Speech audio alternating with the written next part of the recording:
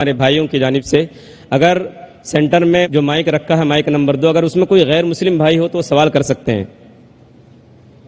میرا نام پرساد ویرنیکر ہے. نمسکار نائک صاحب. میرا سوال یہ ہے کہ کون سا دھرم کتاب یا جاتی یہ اجازت دیتی ہے کہ معصوم جانوروں کا قتل کیا جائے, to fulfill his hunger or taste. Like in case of Muslim, you celebrate Bakri Eid, which favors killing of goats, as a means of festival. Hearing to your comments on Islamism and other religions, what I understand is your religion favors this festival in a more spirited manner, because Hinduism doesn't do so. They don't believe in killing goats, but accept that there are non-vegetarians who prefer eating chicken and goat and others. But does Islam favor this thing? بھائی صاحب کا بہت اچھا سوال ہے. بھائی صاحب نے پوچھا ہے پہلے کہ کون سا مذہب ہے جو معصوم جانوروں کو قتل کرنے کی اجازت دیتا ہے. پھر اس نے کہا کہ اسلام میں آپ جانور کا قتل کرتے ہیں, آپ نان ویج کھاتے ہیں, ہندو دھرم میں اس کی ممانعت ہے. آپ کا سوال ہے کون سا مذہب. پہلے میں اسلام کا ذکر کروں گا, بعد میں انشاءاللہ دیگر مذہب کا بھی ذکر کروں گا. جہاں تک کہ اسلام کا سوال ہے, ایک مسلمان بہت اچھا مسلمان رہ سکتا ہے پیور ویجیٹیرین بن کے بھی.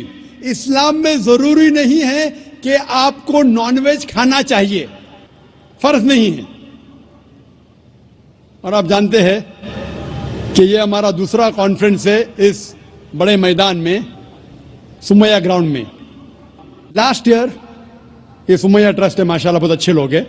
ایک ہفتہ پہلے کانفرنس کے پہلے کہا کہ ہم نان ویج میں نہیں مانتے, آپ نان ویج اس میدان پہ سرو نہیں کر سکتے. ہم نے کہا کہ ہم 9 مہینے پہلے بک کر چکے ہیں, ایک ہفتے پہلے آپ بولتے آلریڈی اسٹال دے چکے, یہ ناممکن ہے.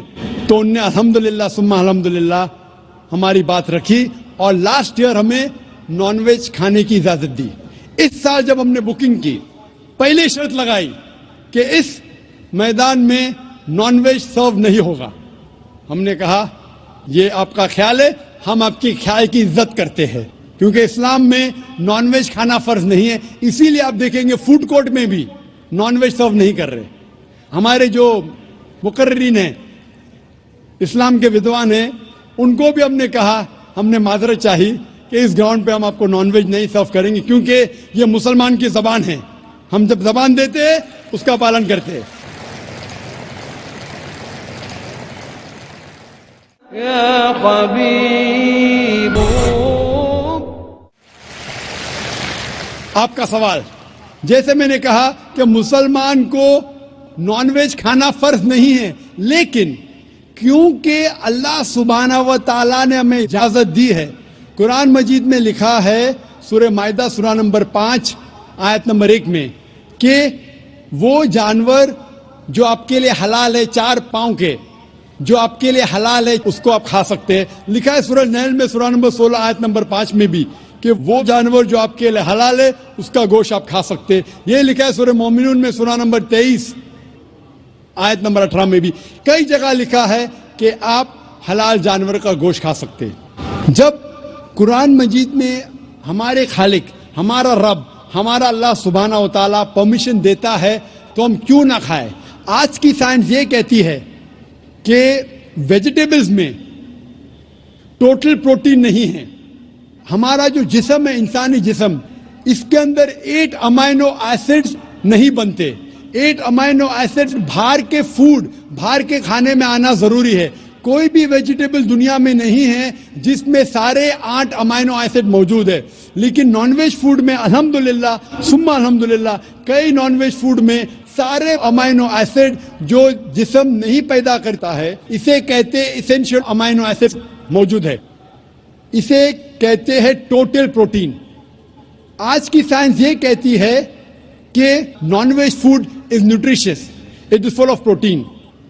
اور ہم جب تحقیق کرتے ہیں تو ہمیں پتہ چلتا ہے کہ جب ہم ہربیورس اینیمل کو دیکھتے ہیں، گائے، بھیڑ، بکری، یہ صرف ویجیٹیبلز کھاتے ہیں، صرف گھاس پھوس کھاتے ہیں۔ جب ان کی دانت کو ہم دیکھتے ہیں، ان کے دانت دے آر فلیٹ ٹیتھ، ان کے چپٹے دانت ہیں، یہ صرف بھاجی کھا سکتے، گوشت کھا ہی نہیں سکتے۔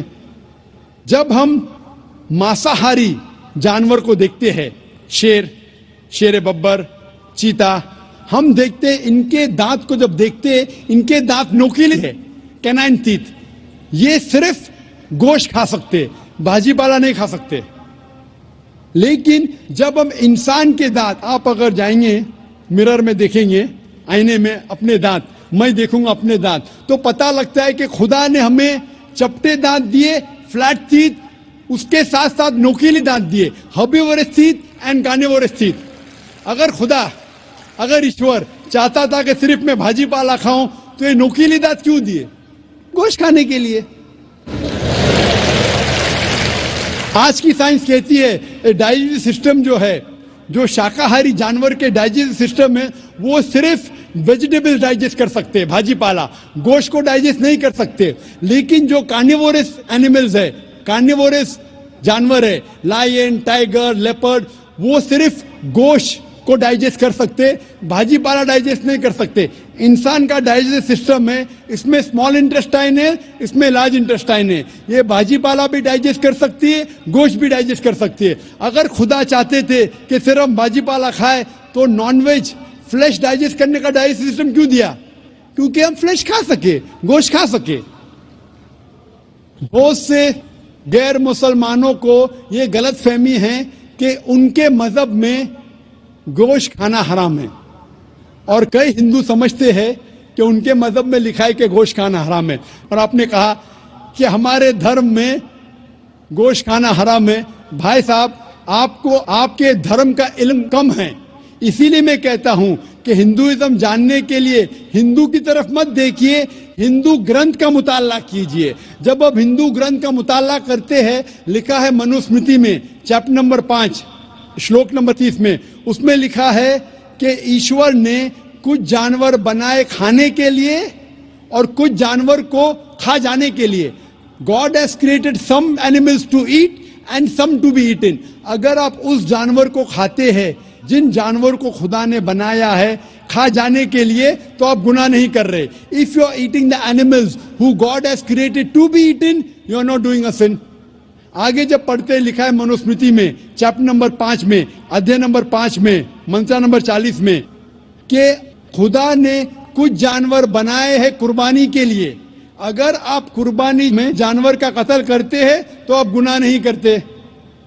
آگے لکھا ہے منوسمرتی میں چیپٹر نمبر 5 منتر نمبر 41 میں کہ جانور کا قتل کرنا جو جانور کھانے کے لیے بنائے گئے ہیں وہ گناہ نہیں ہے۔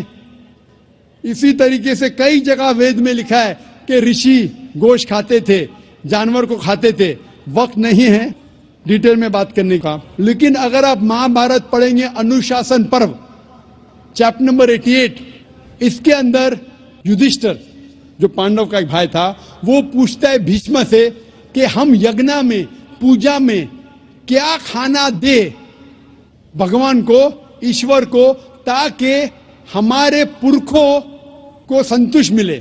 تو بھیشما کہتا ہے یدھشٹر سے کہ آپ یگنا میں اگر بھاجی پالا دیں گے تو ہمارے باپ دادا 1 مہینے کے لیے خوش رہیں گے، اگر آپ مچھی دیں گے 2 مہینے کے لیے، اگر آپ خرگوش دیں گے 3 مہینے کے لیے، اگر گوشت دیں گے تو 4 مہینے کے لیے، اگر آپ بیکن دیں گے تو 5 مہینے کے لیے، اگر پرندے کا گوشت دیں گے تو 6 مہینے کے لیے، اگر ہرن کا گوشت دیں گے تو 7 مہینے کے لیے۔ پورا مینیو ہے، ماشاءاللہ بڑا مینیو ہے۔ اس کے آگے لکھا ہے اگر آپ گائے دیں گے تو پورے 1 سال کے لیے ہمارے باپ دادا سنتوش رہیں گے، اور اگر گینڈا رائنوسرس دیں گے تو 20 سال کے لیے ہمارے باپ دادا خوش رہیں گے۔ پورا مینیو ہے، کیا چاہتے ہیں بولو؟ مچھی، خرگوش۔ کیا چاہتے ہیں آپ بولو؟ یہ آپ کے گرنتھ میں لکھا ہے، میرے گرنتھ میں نہیں. ہمارے گرنتھ میں سب چیز کھانے کی اجازت نہیں، صرف وہ چیز جو ہمارے لیے حلال ہے. اسی طریقے سے بائبل میں بھی لکھا ہے آپ گوشت کھا سکتے. اکثر دھرم کی کتابوں میں لکھا ہے کہ آپ گوشت کھا سکتے ہیں. آپ میرا اگر ایک ڈیبیٹ دیکھیں گے جس کا موضوع تھا is eating non vegetarian food permitted اور prohibited for a human being, کیا انسان کے لیے گوشت کھانا حلال ہے یا حرام ہے؟ اور میں نے ڈیبیٹ کیا تھا ایک جین کے ساتھ جس کا نام تھا رشمی بھائی جھویری. وہ انڈین ویجیٹیرین کانگریس کا صدر تھا، پریزیڈنٹ تھا. وہ دنیا بھر گھومتا ہے بتانے کے لیے کہ نان ویج حرام ہے، اور اس نے مجھے چیلنج کیا. میں نے کہا بھائی آپس میں بیٹھ کے بات کریں گے. نہیں پبلک میں چیلنج کیا، ڈیبیٹ کریں گے. میں نے کہا اچھا آ بیل مجھے مار. تو میں نے کہا ٹھیک ہے بھائی پبلک میں. بولا میں لوگ کو لے کے آؤں گا. میں بولا لے کے آؤ. تو پاٹکر ہال کے اندر 1998 میں تقریباً 10 سال پہلے ڈیبیٹ کیا. وہ دیکھیں گے ساری ڈیٹیلز ہے. لیکن ہندو مذہب کی کتاب میں یہ لکھنے کے بعد کہ گوشت کھا سکتے، پھر بھی کچھ ہندو شاکاہاری کیوں ہیں، ویجیٹیرین کیوں ہیں؟ کیونکہ وہ متاثر ہو رہے تھے باقی فلسفے کے ساتھ جس میں کہا گیا ہے نان وائلنس. اور کچھ جین مانتے کہ ایٹنگ نان ویج از حرام، از پروہیبٹڈ. اور ہم جب پوچھتے کیوں جانور کا گوشت کھانا حرام ہے تو وہ کہتے ہیں کہ گھاس اور بھاجی پالا کے اندر زندگی نہیں ہے، جانوروں میں زندگی ہے. جب آپ کوئی زندگی لیتے ہیں، کسی کا قتل کرتے حرام ہے. آج سائنس ترقی کرنے کے بعد پتہ چلتا ہے کہ ویجیٹیبلز میں بھی جان ہے، بھاجی پالا میں بھی جان ہے. تو وہ ذرا اپنی فلسفی کو تبدیل کرتے. ٹھیک ہے ہم جانتے ہیں کہ ویجیٹیبلز میں جان ہے، لیکن ویجیٹیبلز ڈونٹ فیل پین، وہ درد کو محسوس نہیں کرتے. جانور درد کو محسوس کرتے. اسی لیے ویجیٹیبلز کھانا گناہ نہیں ہے، جانور کو کھانا گناہ ہے.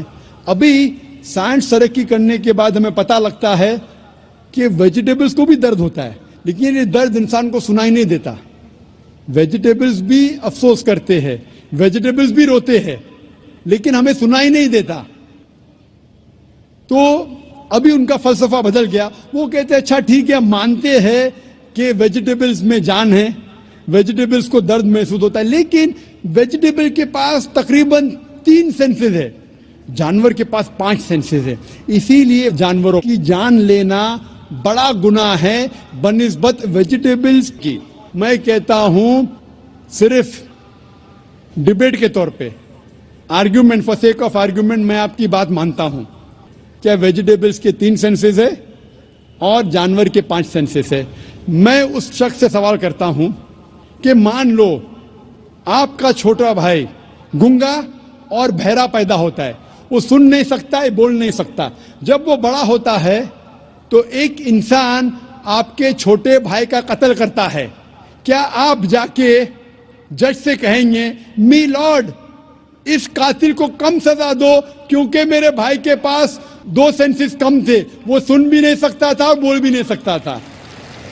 آپ الٹا کہیں گے می لارڈ جج اس قاتل کو ڈبل پنشمنٹ دو، ڈبل سزا دو، وہ تو میرا بھائی معصوم تھا، بیچارہ سن بھی نہیں سکتا تھا اور بول بھی نہیں سکتا تھا. اسلام میں 2 سینسز کم یا زیادہ کی وجہ سے کوئی کھانا حرام یا حلال نہیں ہوتا ہے. جو چیز آپ کے لیے طیب ہے وہ آپ کھا سکتے ہیں. اسی طریقے سے کئی وجہ. لیکن اگر کوئی نان مسلم مجھ سے یہ کہتا ہے کہ میں ویجیٹیرین ہوں، مجھے کوئی گلا شکوہ نہیں، آپ کو نان ویج پسند نہیں ہے آپ مت کھائیے، لیکن کوئی نان مسلم، کوئی غیر مسلمان، کوئی ہندو مجھ سے کہتا ہے کہ آپ جانوروں کا قتل کرتے ہیں وہ گناہ ہے، تو میں ان سے کہتا ہوں اس بات کو میں تسلیم نہیں کرتا ہوں. آپ اگر گوشت نہیں کھانا چاہتے ہیں میں آپ سے خوش ہوں. اگر ہندوستان میں سب غیر مسلم گوشت کھانے لگیں گے تو گوشت کا بھاؤ بڑھ جائے گا.